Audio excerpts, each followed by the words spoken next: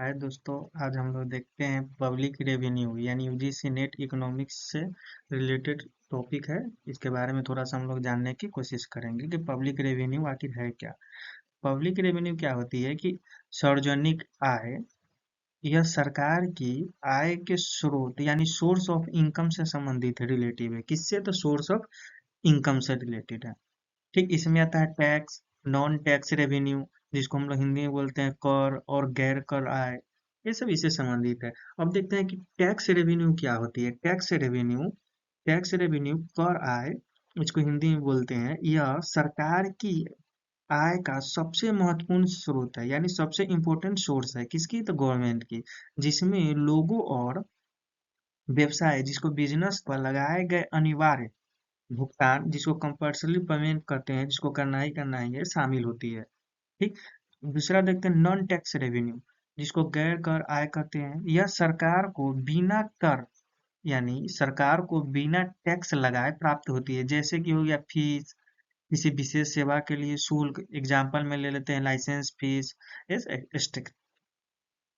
दूसरा देखते हैं कि फाइनेंस या पेनाल्टी, जैसे कानून तोड़ने पर, जैसे हेलमेट लगा के आप नहीं गए, उस पे आपको शर्त से लगा पेनाल्टी लगाया, वो हो गया। या आप शूज पहन के बाइक नहीं चला रहे हैं तो उसमें आपको पेनाल्टी लग गया। ये सब जो हम लोग कानून तोड़ने पर जो भुगतान किया जाता है, या रोड पे मान लेते हैं हम लोग कचरा फैला दिए, गंदगी फैला दी, तो उस पे जो हम लोग को पेनाल्टी लगती है, वो सब इसमें आ जाती है। अब देखते हैं प्रॉफिट फ्रॉम पब्लिक इंटरप्राइजेज, यानी पब्लिक इंटरप्राइजेज होती है, उसको क्या प्रॉफिट होती है? तो जैसे होती है सार्वजनिक क्षेत्र के उपक्रमों, जिसको PSUS कहते हैं, उसे लाभ होती है। इसमें आप देखते हैं डायरेक्ट और इनडायरेक्ट टैक्स। जैसे कि हम लोग जानते हैं डायरेक्ट और इनडायरेक्ट टैक्स, प्रत्यक्ष और अप्रत्यक्ष कर के नाम से भी जानते हैं हिंदी में। ये डायरेक्ट टैक्स क्या होती है? यह जिस पर लगाया जाता है, यानी मान लेते हैं कि हम पर एक टैक्स लगाया जाएगा तो हम ही को ही देना होता है। यानी इसका जो बर्डन होता है वो दूसरा पर नहीं हम शिफ्ट कर सकते, टाल नहीं सकते हैं। कि जैसे मान लेते हैं टैक्स हम पर लगा, तो हम आप पे नहीं टाल सकते हैं, ये टैक्स हम ही को पुराना होगा यानी चुकाना होगा।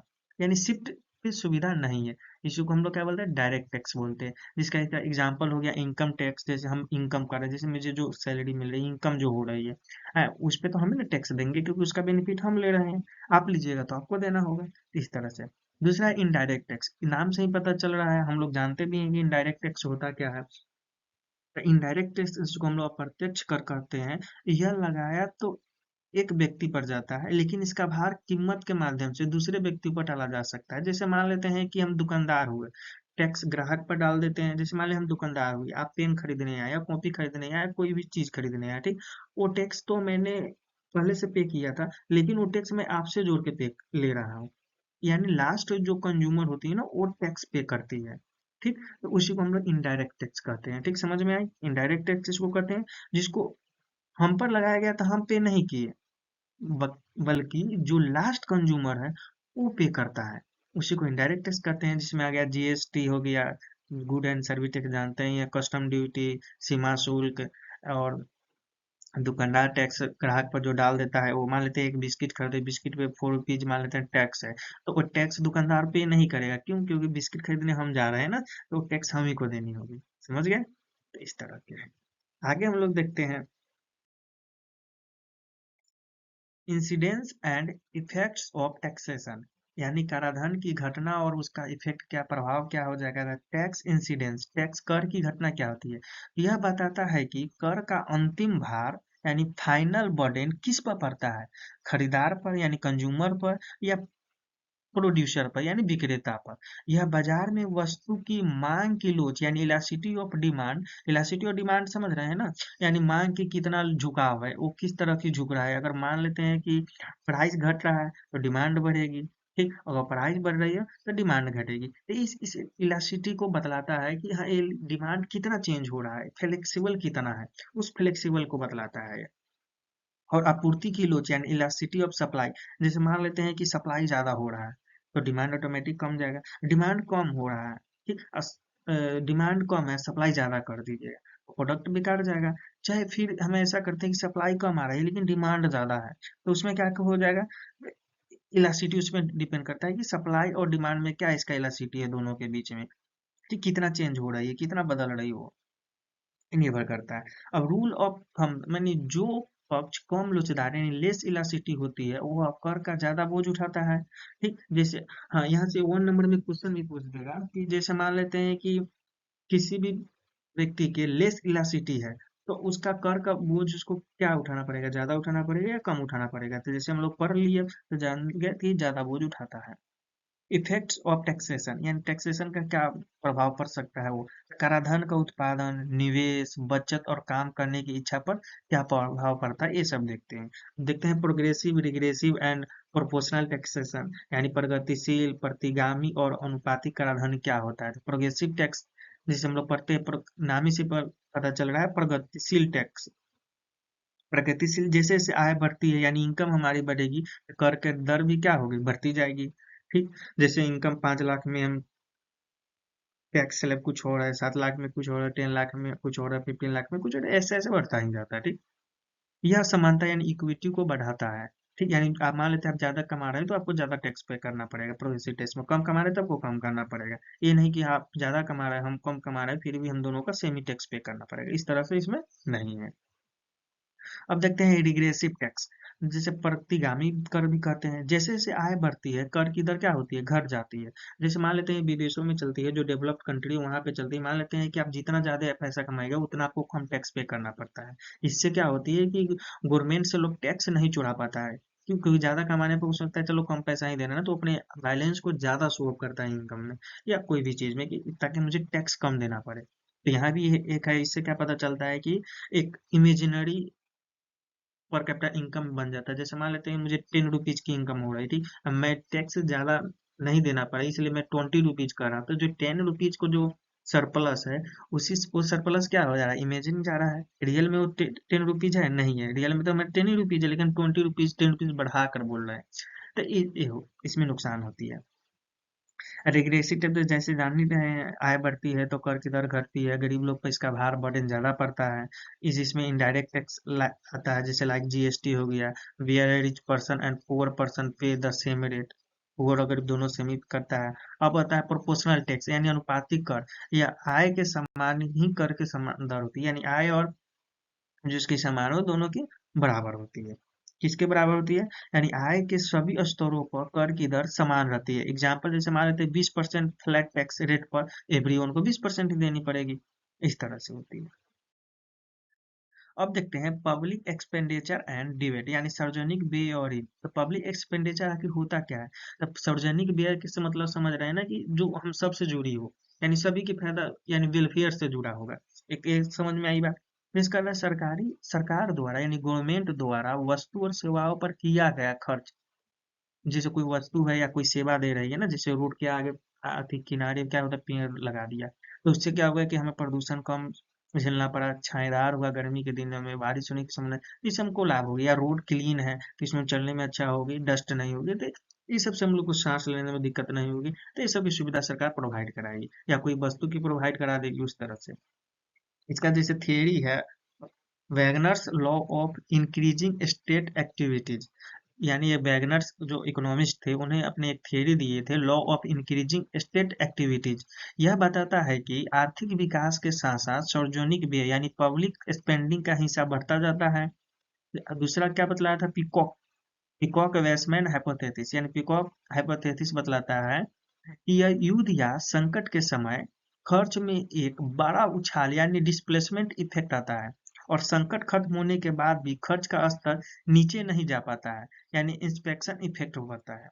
दूसरा देखते हैं public debate and it's management, उसका कैसे पब्लिक खर्च को कैसे मैनेजमेंट करेंगे, सार्वजनिक ऋण और इसका प्रबंधन किस तरह से करेंगे उसके बारे में देखते हैं। जिसे देखते हैं सरकार द्वारा आंतरिक यानी इंटरनल आय या एक्सटर्नल स्रोतों से लिया गया है उधार है, जिसको बर्डन ऑफ पब्लिक डिबेट आगे देखते हैं इसमें। जैसे ये भविष्य की पीढ़ी हो, जैसे फ्यूचर जनरेशन पर पड़ने वाले प्रभाव ऋण के प्रभावों से संबंधित है। जैसे हम लोग कहते हैं ना कि हम हर भारतीय के ऊपर 1 लाख अप्रोक्स 1 से 120 के आसपास कर्ज है हमारे ऊपर। तो ये है बर्डन ऑफ पब्लिक डिबेट, यानी पब्लिक पर क्या बर्डन पड़ रहा है ये कर्ज की उसके।